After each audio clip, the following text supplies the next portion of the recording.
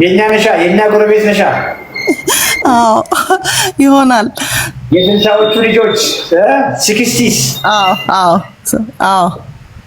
ጉድ ሶ ኪሎ ስንት ነው? ኪሎዬ 110 ምናምን ነበረ ቆይቷል ከተመዘንኩኝ አሁንም እንደዛ ይሆናል 110 ፓውንድ ነው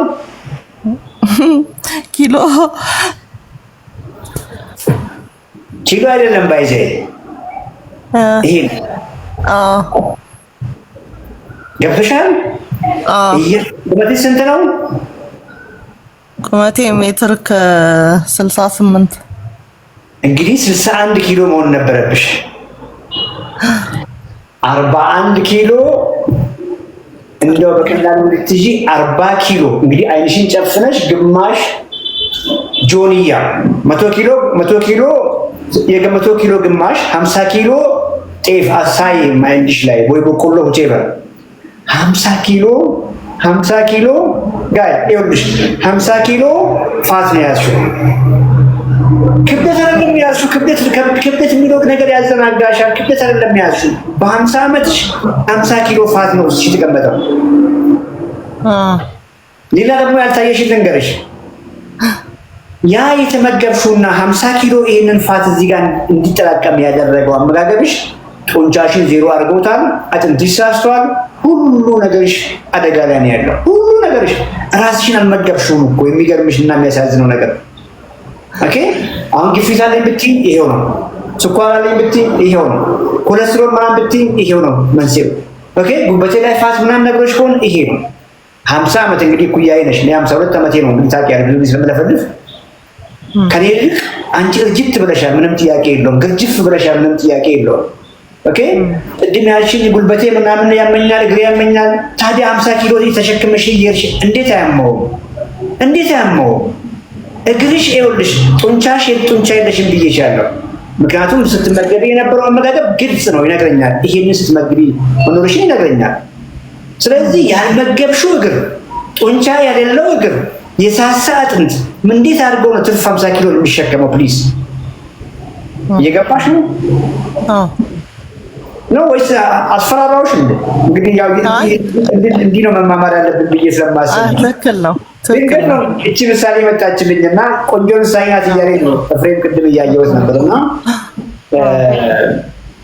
አሁን በደንብ እየበራልሽ ነው ብዬ አስባለሁ ሶ አሁን በደንብ ገብቶሻል 50 ኪሎ ኦልሞስት ግማሽ ኪሎ ነው 50 ኪሎ አካባቢ ፋት አለሽ ፋት ያ ፋት የእርጅና መንገድ ነው የግርጅፍና መንገድ ነው የብርታት ሳይሆን የድካም መንገድ ነው የስኳር መንገድ ነው የኮሌስትሮል መንገድ ነው የሪ መንገድ ነው የፋቲ ሊቨር መንገድ ነው ከፍ ሲልም የስትሮክ መንገድ ነው የሃርት አታክ መንገድ ነው የኩላሊት መድከም መንገድ ነው የካንሰሮች መንገድ ነው ይሄ 50 ኪሎ ፋት ዛሬ ጀምሮ የምናወራው በደንብ ነው ማስተምርሽ እንዴት አድርገሽ ይሄንን ትገላገያለሽ ነው ይሄንን ስትገላገይ ቅድም ከጠራሁልሽ በሽታዎች በሙሉ ነው የምትገላገዩ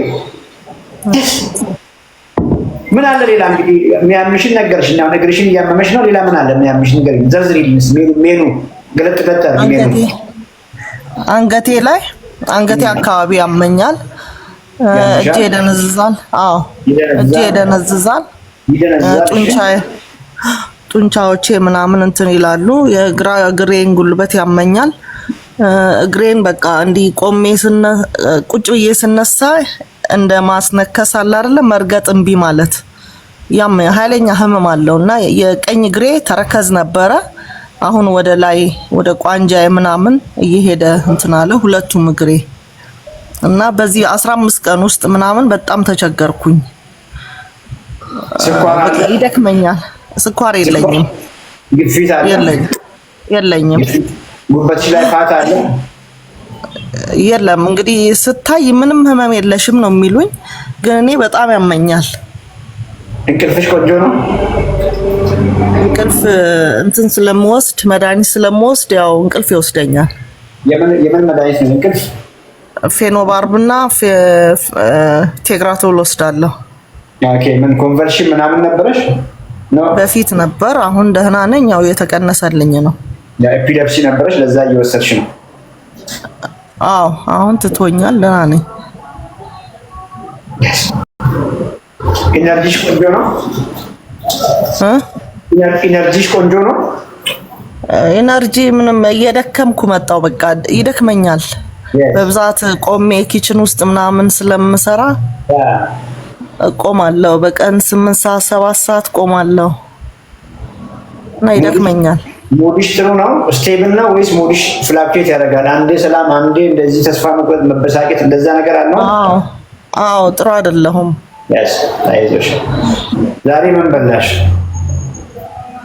ዛሬ እኛ ቤት ብዙ ጊዜ ፍርፍር ነው ቁርስ የምንበላው። ያው ቅድም እንዳልከው ነው።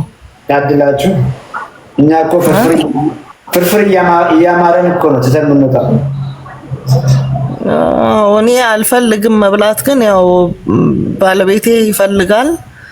በዛ ሰበብ ለሁሉም የተለያየ ነገር መስራት ይደክመኛል። ሰራተኛም ስለሌለኝ በቃ እንደዛ ነው። ፍርፍሩ ምን አለው?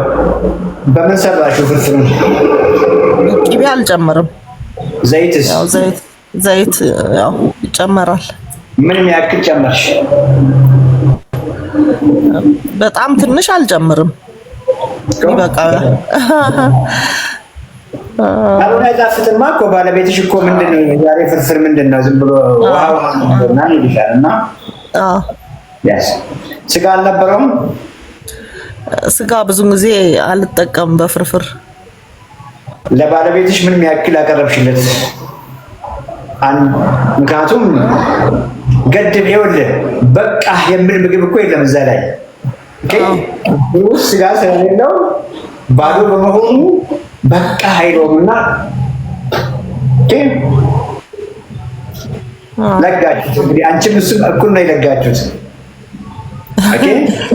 አትርሺ፣ ያልኩሽን አትርሺ። ዛሬ የበላሽው ፍርፍር ወዴት የሚያርፍ ይመስልሻል? ፍርፍሩ እንጀራ ነው ሲደረግ ከፍተኛ ዘይት አለው። እዚህ ጋር ነው ያለው። ይሄን ነው የሞላሽው። ምን ማለት ነው? ቅድም በጣም የዘረዘርሻቸውን በሽታዎች በሙሉ አባባስሽ ማለት ነው። ይሄን ነው የቀለብሽው። ይሄን መቀለብሽን ብቻ አትርሺ። ራስሽን አስራብሽ ማለት ነው። ለሰውነትሽ ምግብ አልሰጠሽውም። አሁን ኮንሰፕትሽን ቀይሪ። እኛ እኮ ይኸውልሽ ያልሆነ ነገር እኮ ሰዎች ብላ ለመጫን አይደለም ይሄን የምናወራው። እጅግ ክሪቲካል በመሆኑ ነው። ኩሽና መግባትሽ አልቀረም፣ መርከምሽ አልቀረም። ሰው እንዴት ኩሽና ገብቶ በህመምሽ ያ ሁሉ ሰዓት ቆመሽ መርዝ እንዴት ታዘጋጃሽ? መድኃኒት እንጂ ለሰውነትሽ መድኃኒት አዘጋጅ ነው እያልኩሽ ያለሁት። ምንድነው ያ መድኃኒት? ከነገ ጀምሮ ጋሽባር መስማት አለባቸው። እርግጠኛ ነኝ የኔን ፕሮግራም ሰምቷል። ካልሰማ እንግዲህ በጣም ረፍዶብሃል በይውና ከሱ ጋር ትመካከሪ። እንቁላል ምናምን ፈርፈር አድርጊና ብሮኮሊ ጋር ፊት ለፊቱ ላይ ቁጭ ብለሽ ምን ይዝበገና ይልሻል። ይኸው ምግብ በይ።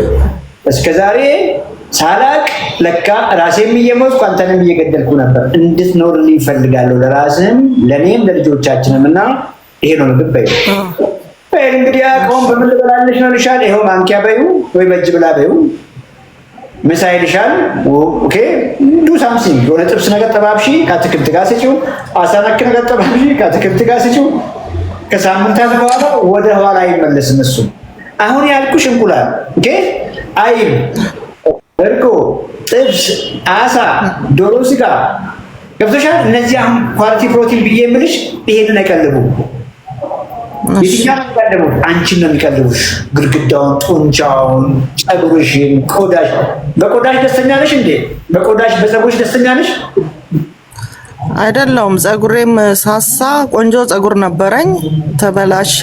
ፊቴ ላይ ደግሞ ሰውነቴ ወፍራም ነው። ፊቴ ላይ እንደ እርጅና ምልክት አለ አይደለም? ያው 50 ዓመት ቢሆነኝም የኔ ኩዮችን ሳይ ደህና ነው። የኔ ግን ይሄ አፌ ጋር እንደዚህ መስመር ነገር የለ የመጨማደድ ምልክት እንደዛ ነገር የሆነ በቃ ከታላቂ 4 ጊዜ ታላቂ ከሆነች እህቴ የኔ ፊት አርጅቷል። አሁን ገባሽ? ምን ደረጃ አይደለም። ለፀጉርሽ ምግብ እየላክሽ ነው እንዴ? እየላክሽ አይደለም። ለቆዳሽ ምግብ እየላክሽ ነው አይደለም። ቅድም እንዳልኩሽ ዛሬ የበላሽው ፍርፍር ወደ ፀጉርሽ አይሄድም፣ ወደ ቆዳሽ አይሄድም፣ ወደ ጡንቻሽ አይሄድም። ኢቭን ውስጥ ያሉትን በጣም ጠቃሚ ኦርጋኖች አሉ አይደል? ለኩላሊት አይሄድም፣ ለጉበት አይሄድም። ሄዶ በሽታሽ ላይ በሽታሽን ነው የቀለብሽ። አሁን ከዚህ በኋላ ሲምፕል ኮምፕሊኬት አታድርጊ። ምግብሽ ስጋ ነክ ነገር ጮማ የለውም ስጋው። ዘይት ያልሽውን ከዛሬ ጀምሮ በምንድን ነው የምትጨምሪው? በስፕሬይ አርጊ። በሱ ስታረጊ የዘይት ዓላማው ምግብ ማጣፈጥ ሳይሆን መጥበሻ እንዳይዝ ነው። በቃ እንደሱ አርጊ። ትረጂ ማንኪያ እንኳን አትስፈሪ ነው እያልኩ ያለሽ። አንድ ማንኪያ እንኳን ስለሚበዛ ነው በስፕሬይ አርጊ እያልኩሽ ያለው።